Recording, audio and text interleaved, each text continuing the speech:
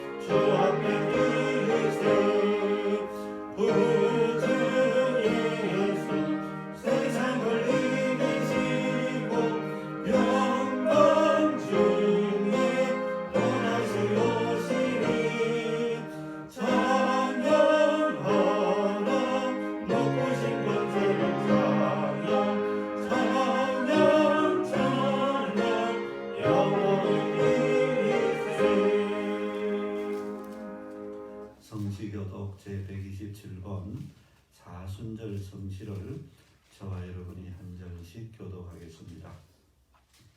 찬송가 뒤편에 있는 성시 제127번 사순절 성시를 저와 여러분이 한 절씩 교독하도록 하겠습니다.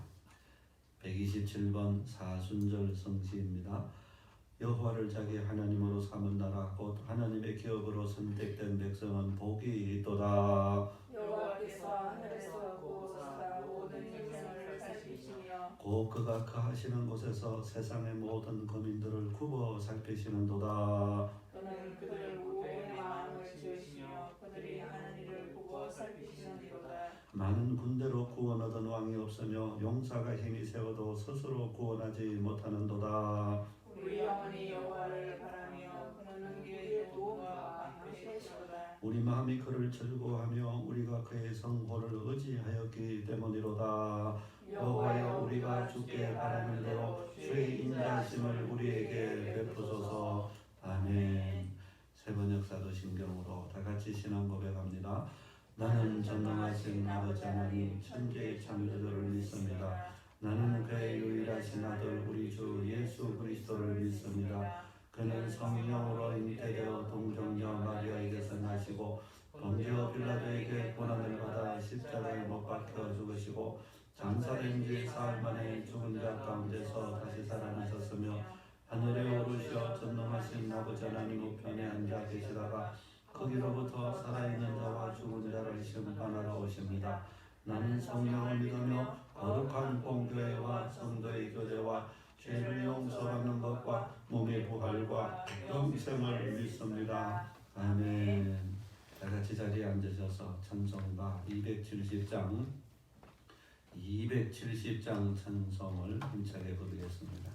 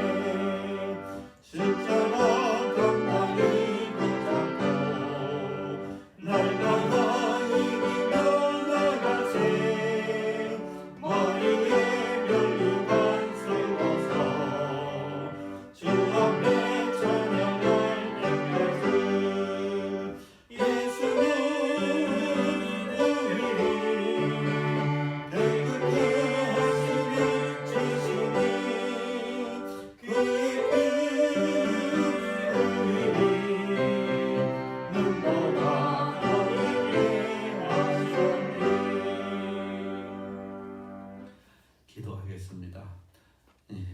살아계셔서 영원무궁하도록 영광을 받으시게 합당하신 하나님 아버지, 이제 저희들이 시절의 형편을 따라서 영상으로 예배를 드리며 아버지 앞에 영광을 돌려드립니다. 아버지, 특별히 이 나라 이 민족의 죄악을 용서하시고 아버지 죄의 종들의 죄악을 용서하시고 한국교회의 죄악을 용서하시고 아버지 이 나라의 민족의 또 특별히 저 북녘 땅의 모든 죄악까지도 용서하시고 이단들의 모든 죄악도 용서하시고 긍휼과 자비를 베풀어 주옵소서. 이렇게 아버지 역병에 이제 아버지 진노로 말미암아 많은 생명들이 죽어가고 병원에 입원하고 전 세계적인 혼란을 겪고 있습니다. 하나님 진노하시고 역사하시니 온 역사가 이렇게 아버지 마비되는 그런 광경을 보며 아버지 경외함을 가지고 주님 앞에 무릎을 꿇습니다. 우리 모든 죄악과 허물을 용서하시고 예수 그리스도의 흘리신 보혈로 정결하게 씻어주시고 정결케 하시고 이제 속히 아버지 밝은 빛이 비춰지는 역사가 아버지 회복되고 건강이 회복되는 역사가 나타나도록 은총을 베풀어 주옵소서. 아버지 주의 성소 앞에 나오지 못하고 아버지 가정 처소에서 있는 곳곳마다 주님 앞에 아버지 관심을 가지고 예배하고 이렇게 마음과 정성을 쏟아 예배드리는 모든 아버지 성도들 심령마다도 더욱더욱 성령의 충만함을 부어주시고 하나님을 찾고 사랑하며 기도하는 역사가 나타나도록 은혜 위에 은총들이 펴주옵소서. 특별히 우리 성도들 가정 심령마다 불꽃 같은 눈동자로 지켜주시고 보호하시고 역사하시고 함께 해주옵소서. 아버지 저 북녘 땅에도 이렇게 코로나로 말미암아 많은 어려움이 있다고 합니다. 하나님 주의 보혈로 덮으시고 씻어지고 정결케 하셔서 이제는 아버지 김일성 우상 왕조가 무너지고 아버지 저 땅에 교회가 회복되고 예배가 회복되고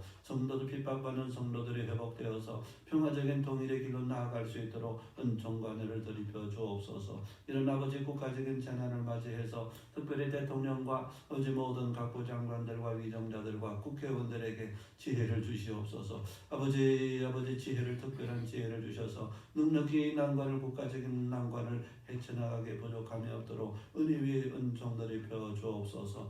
아버지 머리를 모아서 경배하고 예배하는 모든 성도들마다 영상 예배를 드리는 모든 심령들마다 처소처소에서 주님 앞에 기도하는 모든 생명들마다 주님께서 긍휼과 자비를 베풀어 주시고 만나 주시고 아버지 친히 함께해 주시옵소서. 예수 그리스도 이름으로 기도하옵나이다. 아멘.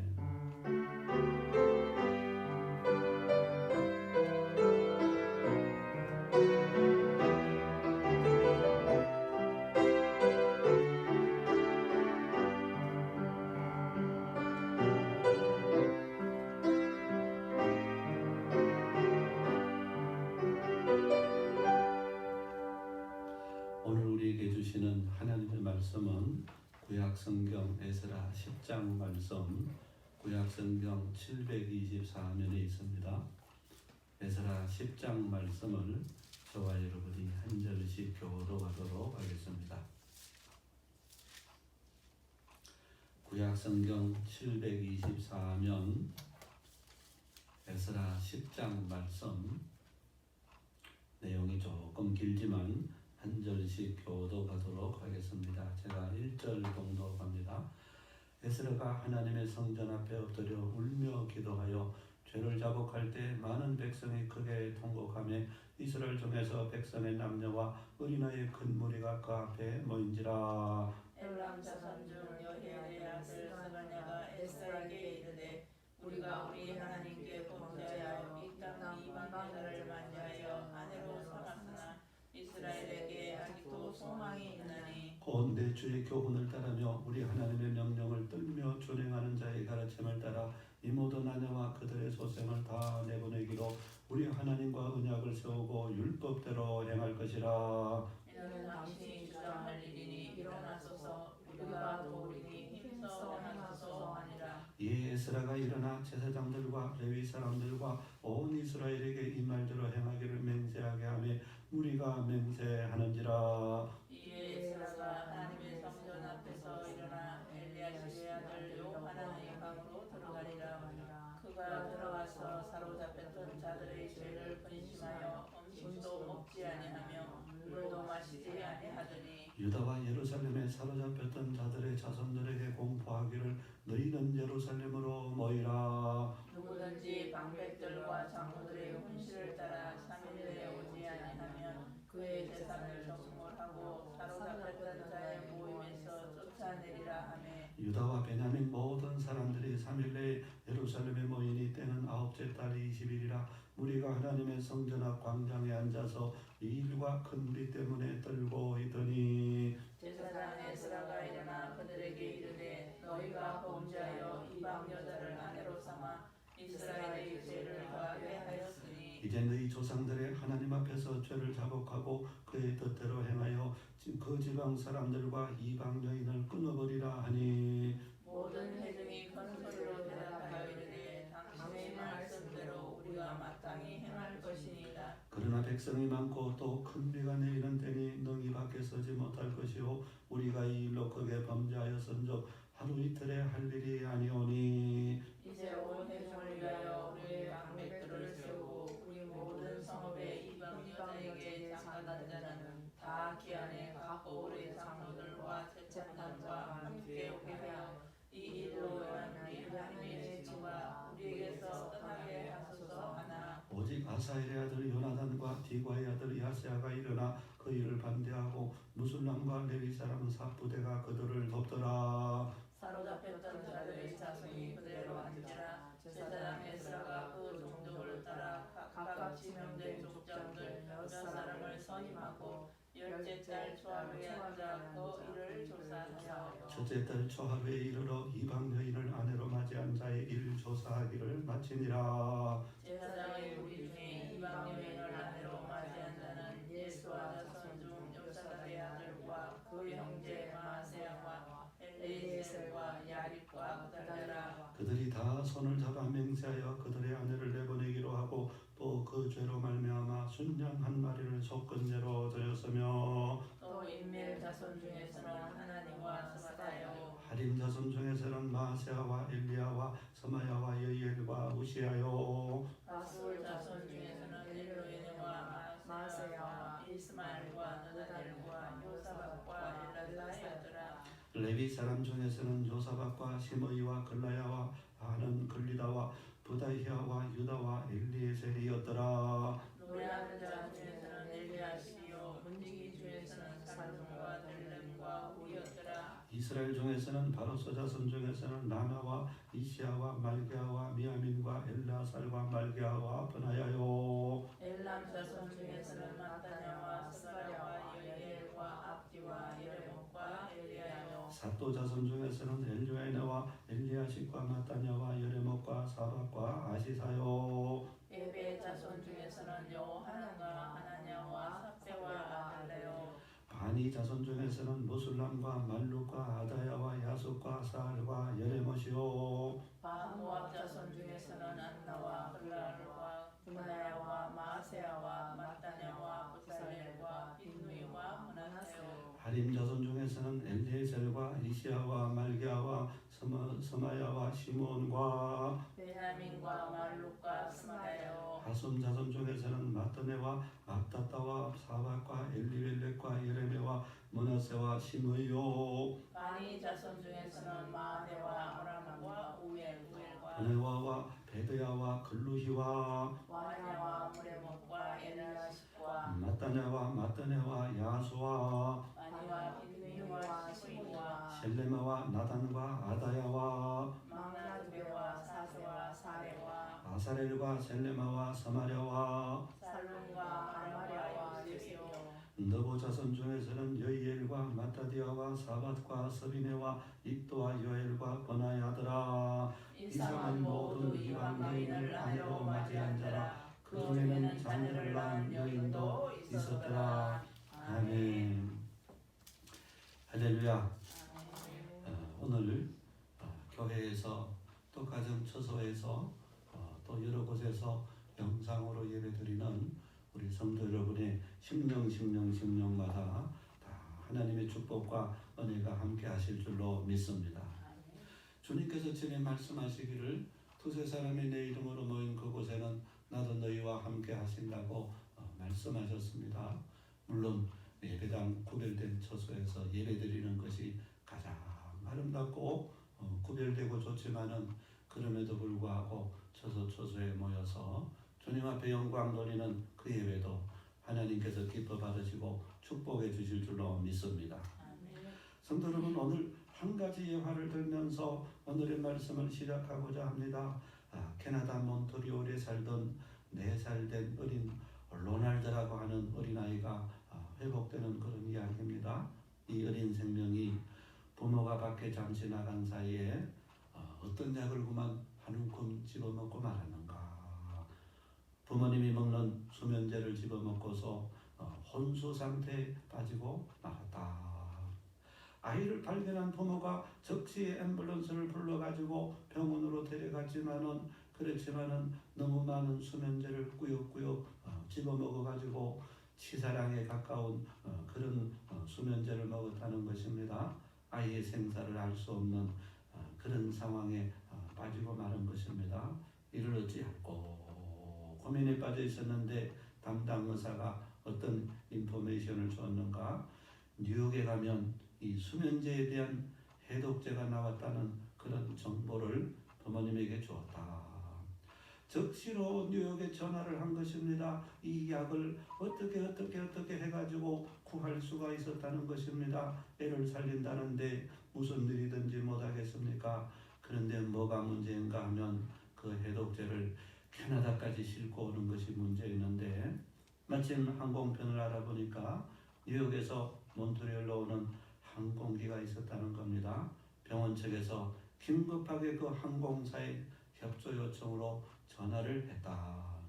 아이를 구할 수 있는 약을 수송하기 위해서 승객들에게도 양해를 구한 겁니다. 모든 승객과 승무원이 비행기를 탄 채로 얼마나 기다려야 했는가? 1시간 반을 기다려야 했다는 겁니다. 약을 싣기까지 모든 승객들이 그렇게 기다렸다. 그렇지만은 한 사람도 불평하는 사람이 없었다는 겁니다. 왜 그렇습니까?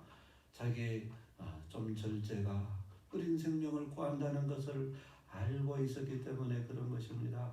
마침내 그 해독제가 급하게 공항으로 배송되고 비행기에 실렸다는 겁니다. 몇 시간 비행 뒤 그 약이 몬트리올 공항에 도착한 것입니다.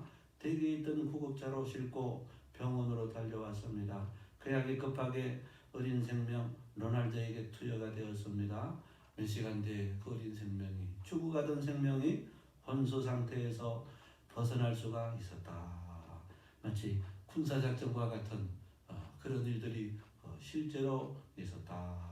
주변의 모든 생명들이 협력해가지고 한 어린 생명을 구해냈다는 사실입니다.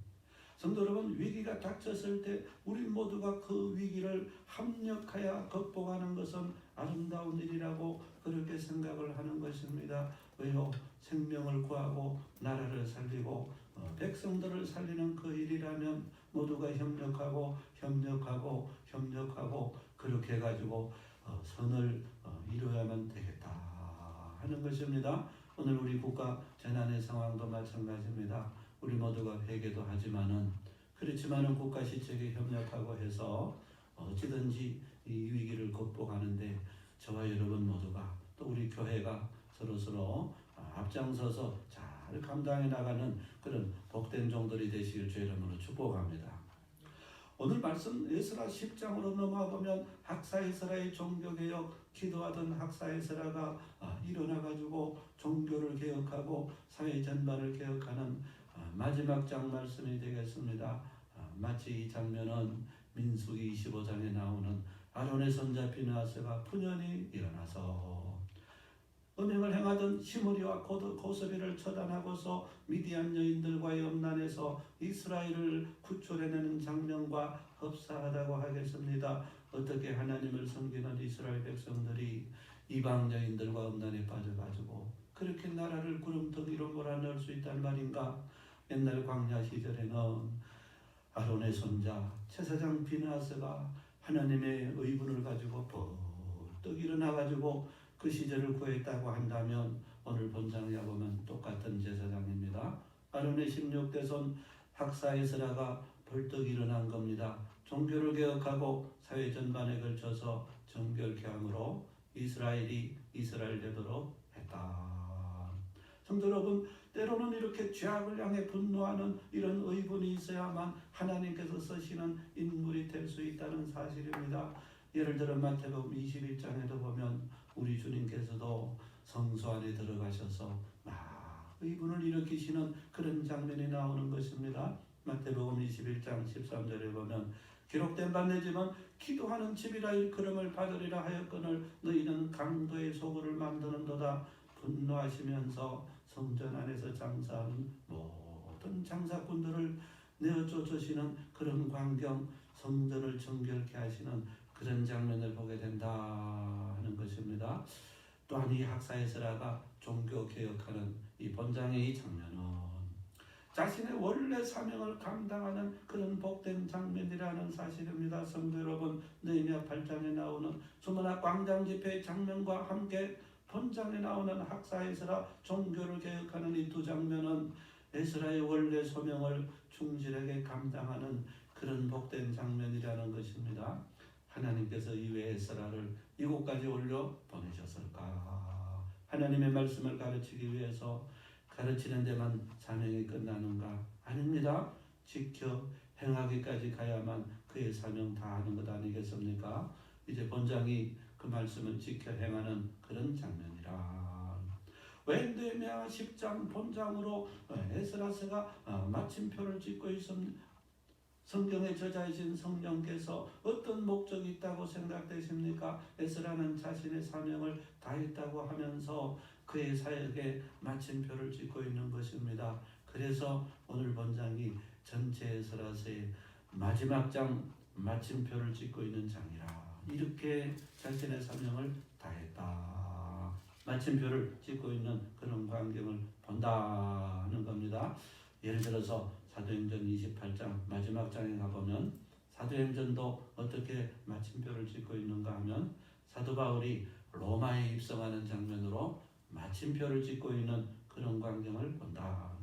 무슨 말입니까? 바울의 원래 계획은 서방야까지 저기 스페인까지 가가지고 선교 여행을 하는 것으로 그렇게 욕심을 부렸지만은 하나님의 계획은 바울이 로마에 가가지고 순교하는 것이었습니다.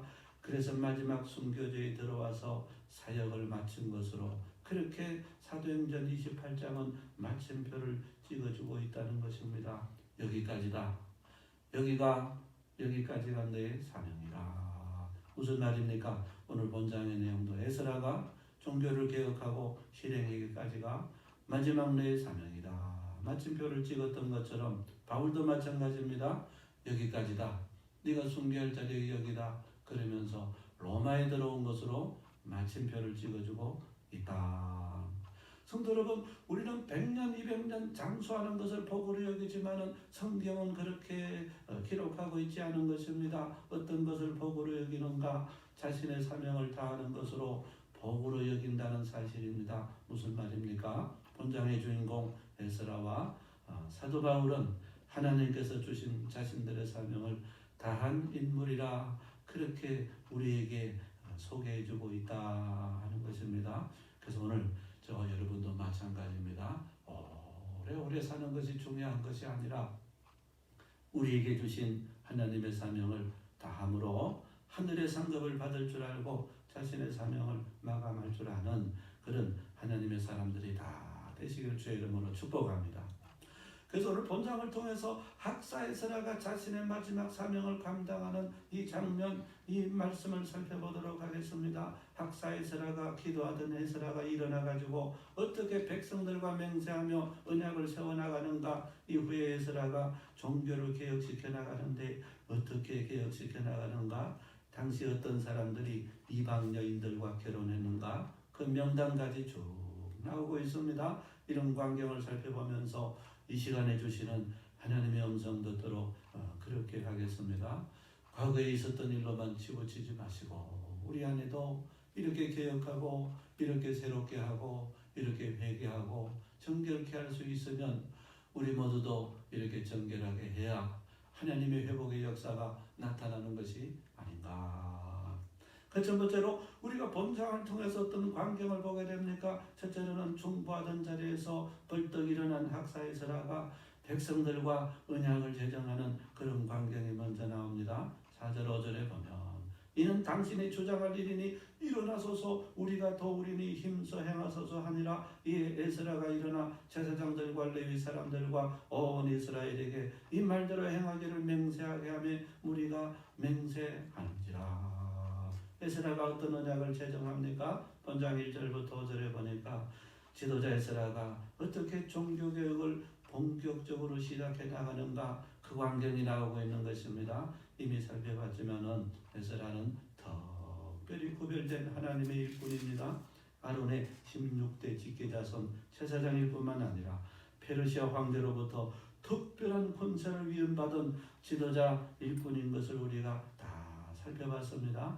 그럼에도 불구하고 그에게는 여러 가지 실질적으로 약점, 어려움이 있었다. 과연 어떤 약점들이 있었는? 첫째는 당시 이스라엘 백성들의 실태에 대해서 상황 파악이 덜 되었다는 약점이 있었습니다. 사실 9장의 회개 기도도 백성들이 방백들이 실상을 알려줘 가지고 가능할 수가 있었지 아무도 실상을 보고해 주지 않았다면 상황 파악하는데 상당한 시간이 걸렸을 것입니다. 두 번째 약점은 그는 율법학자가 아닙니까? 바로 하나님 말씀을 가르치려고 했겠지만 완악해진 백성들이 쉽게 호응하지를 않았다는 것입니다. 9장 1절에도 보면 그가 백성들의 통혼 사실을 알게 된 데도 그가 도탁한 지 사고마치 4개월 후였다. 무슨 말입니까?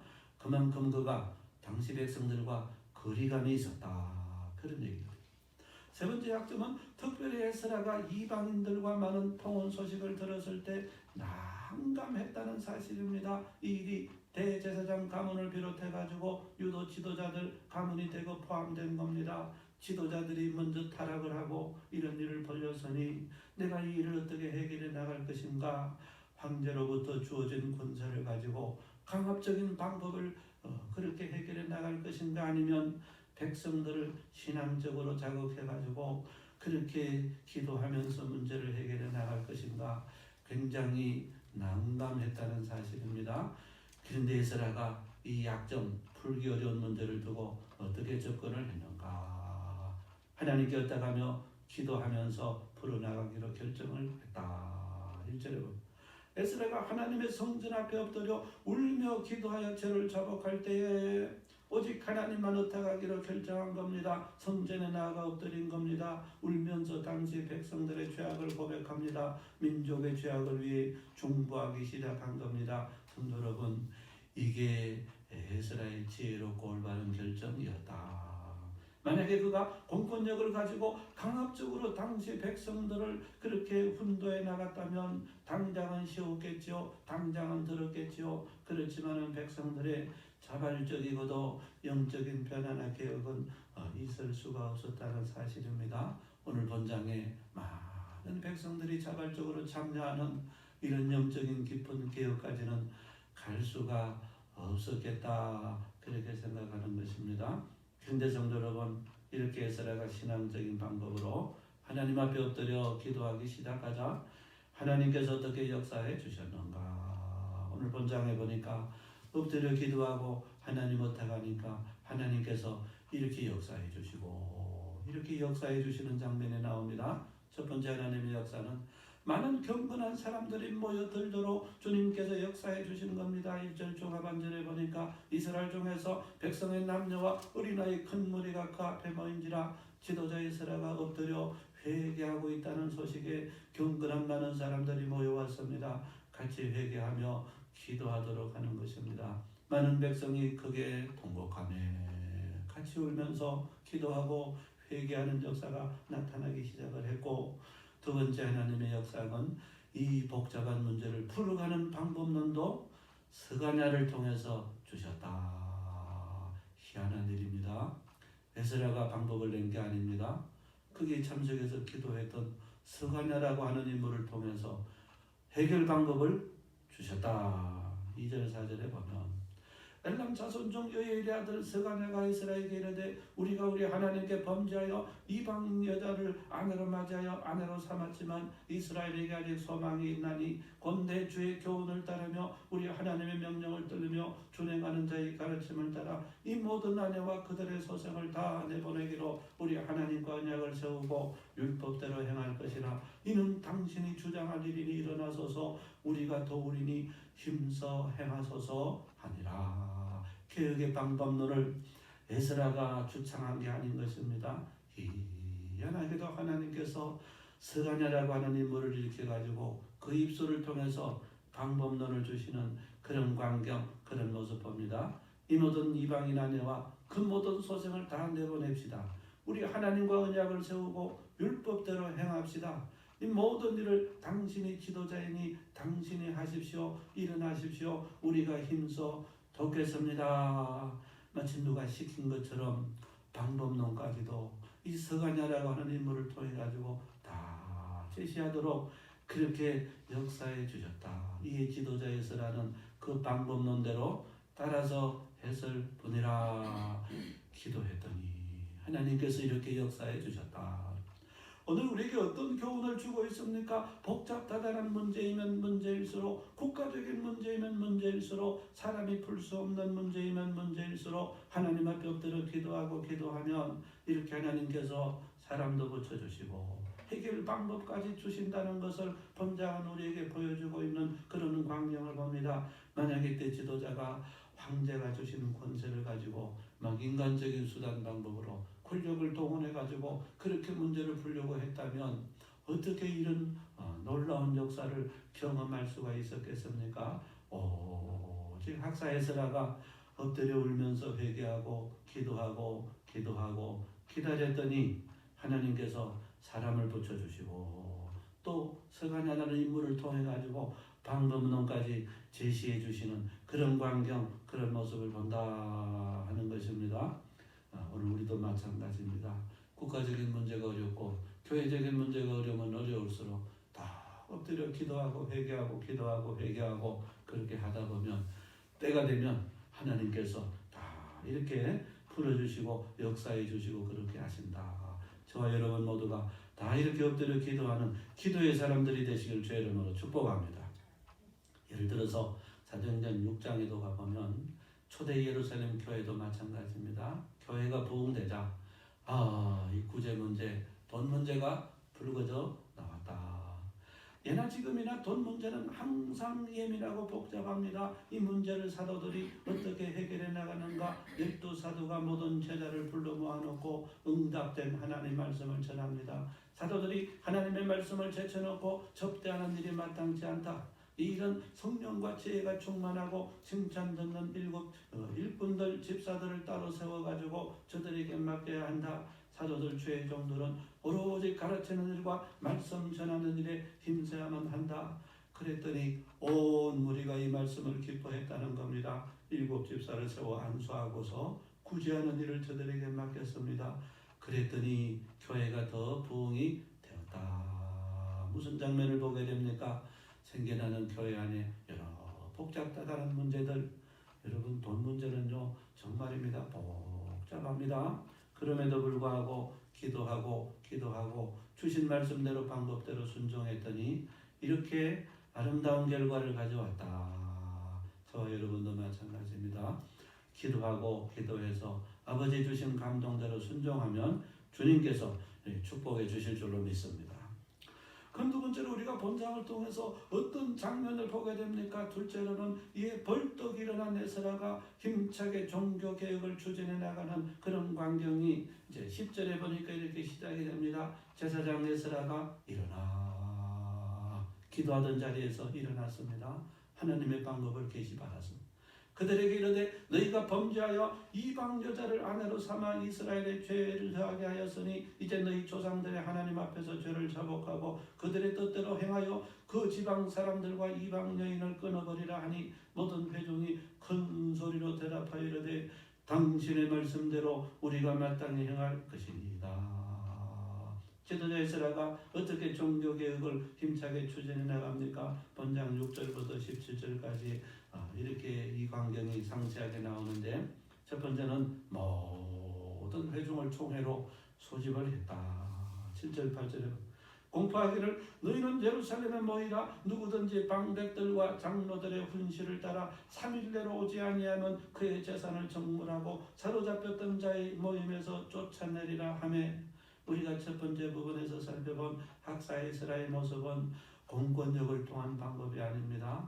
엎드려 기도함으로 자발적인 참여를 유도했습니다. 아주 부드러운 방법으로 접근을 했는데 그런데 이제 두 번째 살펴본 방법은요. 개혁을 추진해 나감에 있어서는 하나님의 방법을 계시받고 나서는 과감하게 추진해 나가는 그런 광경을 공권력을 동원합니다. 전 국민을 3일 내로 모이도록 강제하고 있는 그런 광경을 본다는 겁니다. 너희는 예루살렘에 모이되 3일 내로 모이라. 만일 3일 안에 모이지 않으면 재산을 정물하고 총회에서 추방하겠다 하면서 공권력을 도입하는 그런 광경을 보게 됩니다. 두 번째 살펴볼 부분은 이 당시 백성들이 어떻게 총회로 모였는가. 사실 이게 중요합니다. 여러분 아무리 공권력을 동원하고 공포를 하고 해도 반응이 없으면 그 실패하는 겁니다. 9절에 보면 이런 광경. 유다와 베냐민 모든 사람들이 3일 내로 예루살렘에 모이니 때는 9월 20일이라 무리가 하나님의 성전 앞 광장에 앉아서 이 일과 큰 비 때문에 떨고 있더니 이 부분에도 하나님 어떻게 역사해 주셨습니까? 3일 내로 모이라는 파발을 보내놓고 나서 당시 학사 에스라가 무엇을 했는가? 본장 6절에 보면 금식 기도까지 하면서 마음의 준비를 하고 있었습니다. 그가 여호와 하나님의 방으로 들어가서 사로잡혔던 자들의 죄를 근심하여 음식도 먹지 아니하고 물도 마시지 아니하였더니 이게 어떤 장면입니까? 여러분 금식은 음식에 곡기를 끊지만은 물은 마셔요. 그런데 단식은 물조차도 입에 대지 않는 것이 단식이라 하는 겁니다. 지도자 에스라가 파바를 보내놓고 나서 단식까지 하고 있다는 것은 무슨 말입니까? 이렇게 강제해도 만약에 저들이 반응하지 않으면 걱정이 되지요. 그래서 단식까지 하면서 물까지 마시지 않으면서 하나님을 의탁하고 기도하고 있는 그런 광경을 본다는 겁니다. 그랬더니 이번에도 하나님 어떻게 역사해 주시는가? 먼저는 3일 내에 유다와 베냐민 모든 백성들이 모여오도록 그렇게 역사해 주셨습니다. 두 번째는 이때가 9월 우기라 큰 비가 내렸음에도 불구하고 모인 백성들이 흩어지거나 요동하지 않았다고 그렇게 기록을 해주고 있습니다. 왜 이런 역사가 있었는가? 하나님께서 모든 백성들 가운데 두려운 마음, 말씀으로 인해 떠는 마음, 경외하는 마음을 부어주셨기 때문에 이 일이 가능했다. 모이는데도 하나님이 축복해 주시고 역사해 주셨고, 세 번째 살펴볼 부분은 모여온 백성들이 어떤 반응을 나타냈는가. 사실 이 부분이 제일 중요한 부분이겠죠. 10절부터 12절을 보니까 제사장 에스라가 일어나 그들에게 이르되 너희가 범죄하여 이방 여자를 아내로 삼아 이스라엘의 죄를 다하게 하였으니 이제 너희 조상들의 하나님 앞에서 죄를 자복하고 그의 때대로 행하여 그 지방 사람들과 이방 여인들을 끊어버리라 하니 모든 회중이 큰 소리로 대답하이르되 당신의 말씀대로 우리가 마땅히 행할 것이니이다. 마땅히 순종하겠다는 겁니다. 죄를 지었다는 겁니다. 우리가 그 뜻대로 하겠다는 겁니다. 그렇지만 이 일이 하루 이틀에 끝낼 일이 아니기 때문에 방백들을 세워가지고 이방 여인과 결혼한 사람들을 조사하자는 겁니다. 어떤 광경을 봅니까?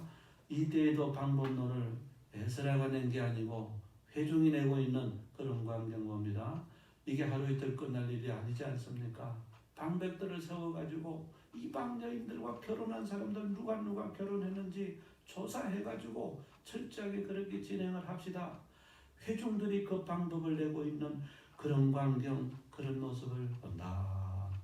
오늘 우리에게 어떤 교훈을 주고 있습니까? 일단 학사에스라가 종교개혁을 시작하자 공권력까지 동원해가지고 강력하게 밀고 나갑니다. 3일 내로 예루살렘에 모이라. 그렇지 않으면 재산을 정물하고 추방시키겠다. 이 모든 백성들이 강력한 명령에 다 순종하고 있는 그런 광경을 보게 되는데, 그런데 여기서도 여러분 중요한 사실은요, 만약에 모였던 회중의 다수가 에스라를 반대하고 개혁을 반대하고 그렇게 하면요, 이것도 힘들 수가 있는 겁니다.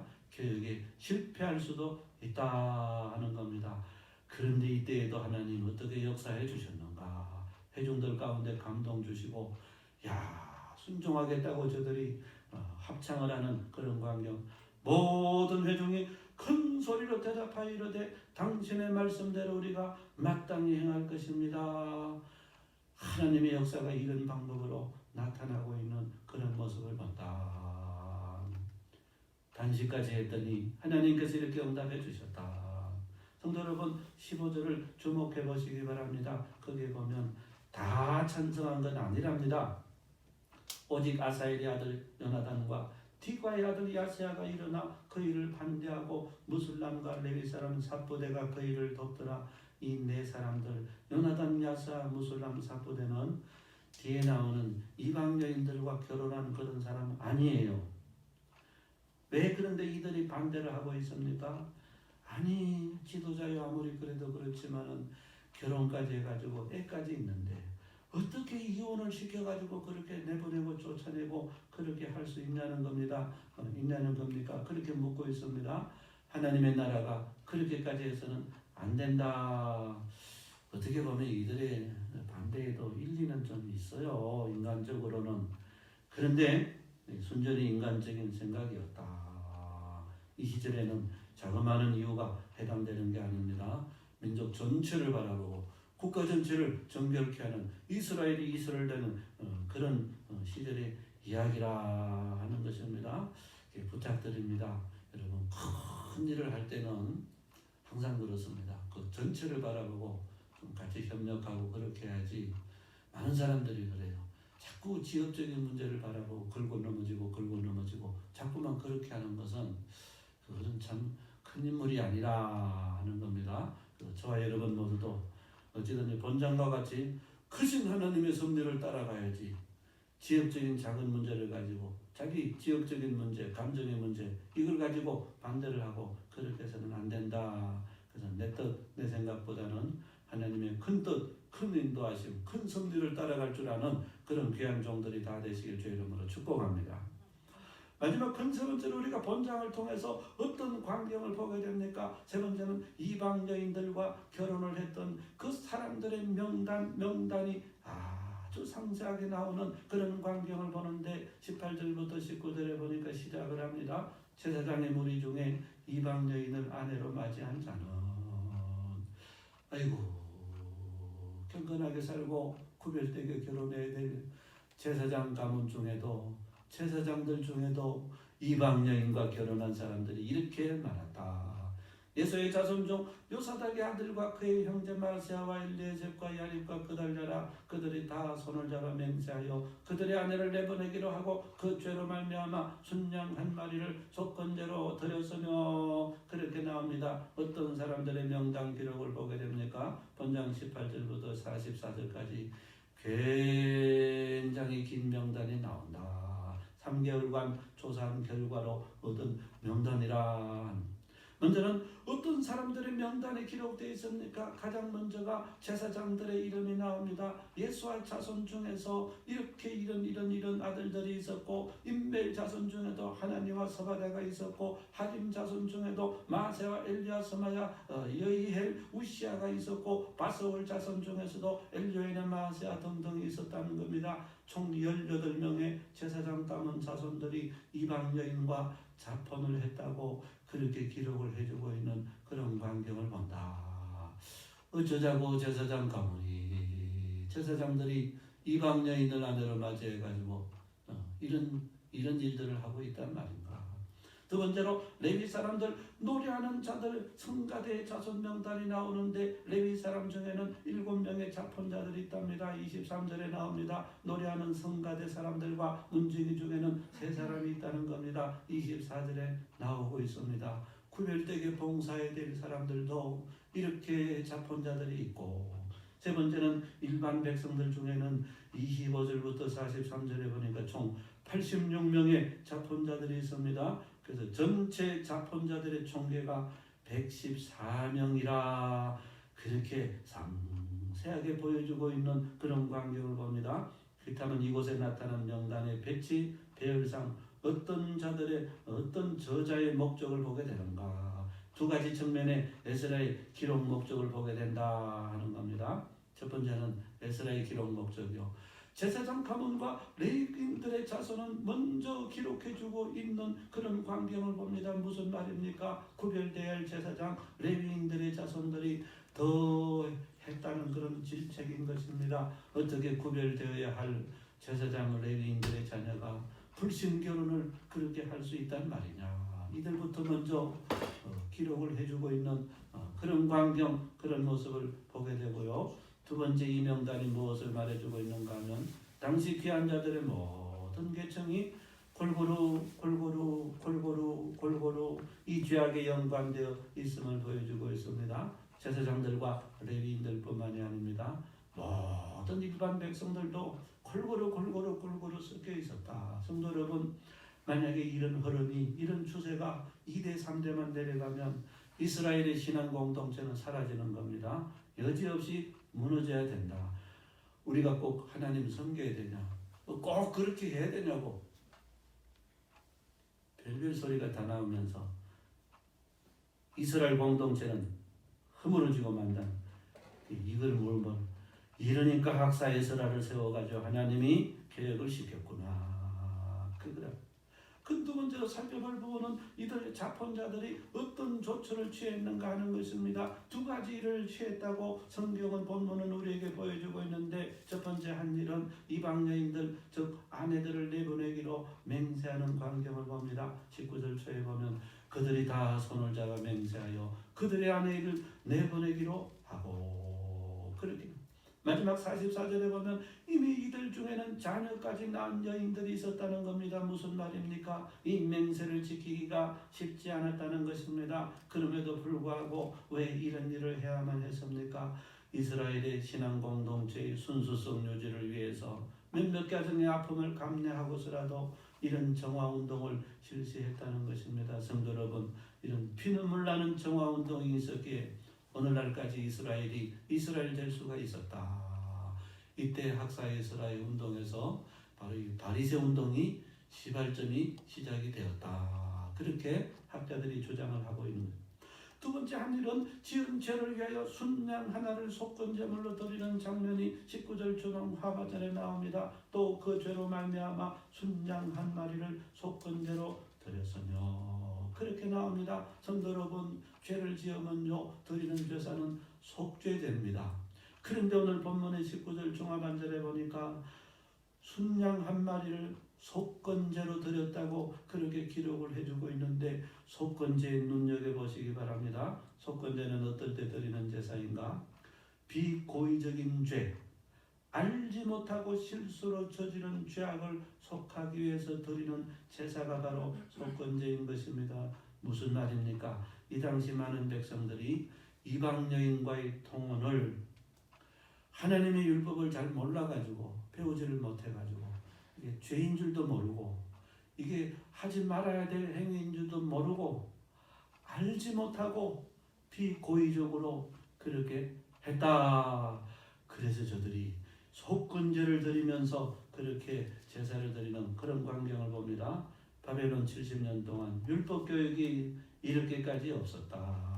속건제를 드리면서까지 이 죄를 사해달라고 강구하는 그런 광경을 본다.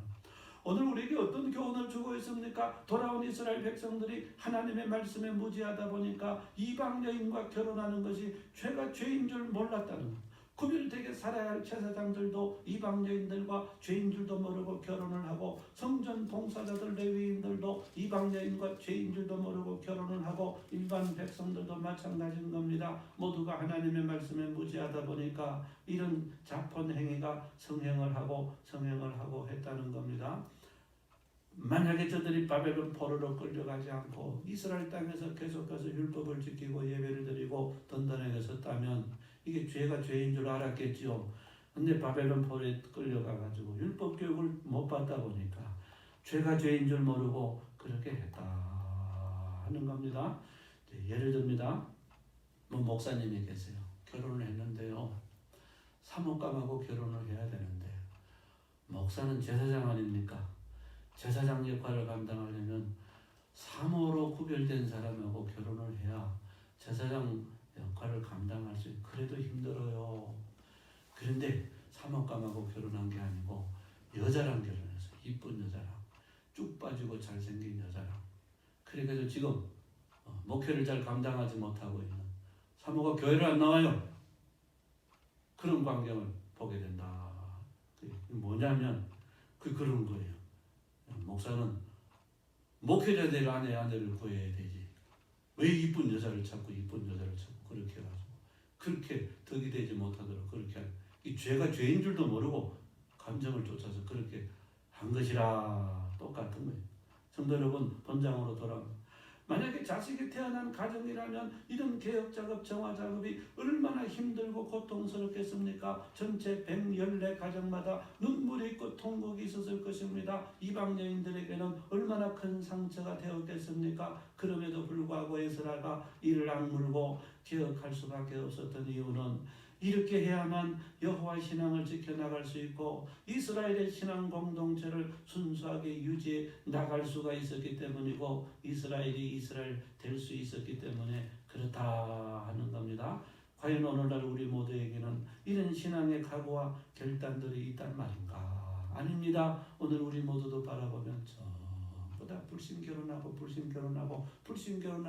결혼하면서 얼마나 많은 핑계들이 있는지 몰라요. 뭐 천도하면 되지, 뭐 어쩌면 되지. 핑계는 그렇게 돼요. 그런데 성공한 가정이 얼마나 있습니까? 그렇지 않은 것입니다.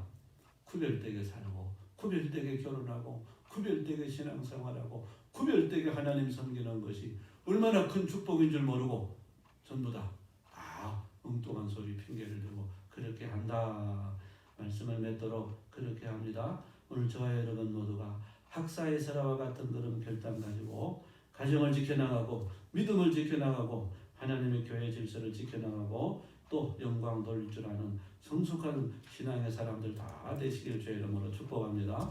기도하겠습니다. 살아계신 하나님 아버지, 오늘 아버지 우리 안에도 이렇게 아버지 신앙 안에서 결혼하지 못하고 구별되게 예배드리지 못하고 구별되게 하나님 앞에 나아가지 못하고 세상 속에 속해서 세상 사람들과 똑같이 그렇게 살아가는 모습들이 많은 것을 주님 앞에 고백을 합니다. 아버지 우리의 모든 모습을 예수님의 보혈로 덮으시고 씻으시고 정결케 하시고 가정이 새로워지고 믿음이 새로워지고 결혼이 새로워지고 모든 부분이 새로워지도록 은총을 베풀어 주시옵소서. 예수님의 이름으로 기도하옵나이다. 아멘. 찬송가 315장 1절 부르시면서 준비한 점을 드리도록 하겠습니다.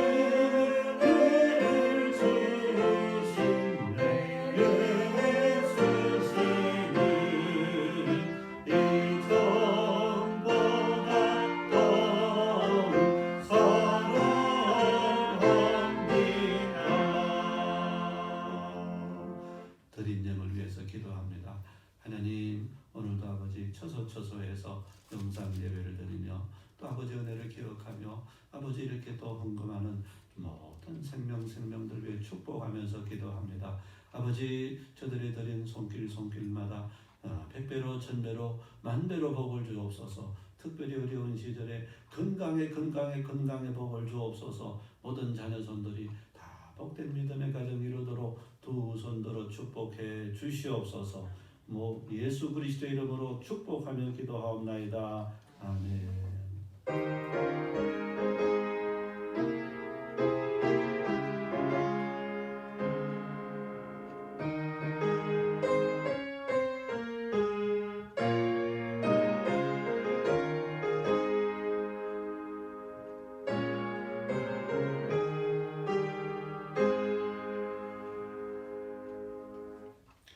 교회 소식을 전하겠습니다.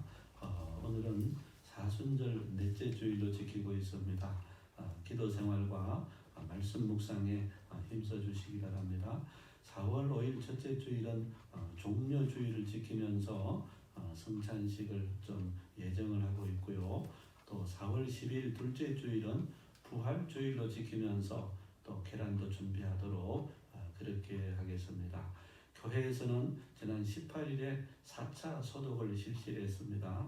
매주일마다 교회 예배처소나 이천이나 소독을 하도록 그렇게 하겠습니다. 영상 예배를 오늘 드렸는데 아마 우리 성도님들도 조금 좀 그렇고 저도 처음으로 이런 일을 하기 때문에 좀 그렇습니다만 다음 주일까지 우리가 예배를 중지하고 영상 예배로 대체하도록 하겠고요. 또 수요 예배 및 금요 심야 기도에도 휴회를 2주간 하겠습니다. 새벽 기도는 정상적으로 하고 있습니다. 새벽에 나와서 그래도 열심히 기도는 해야 되겠죠.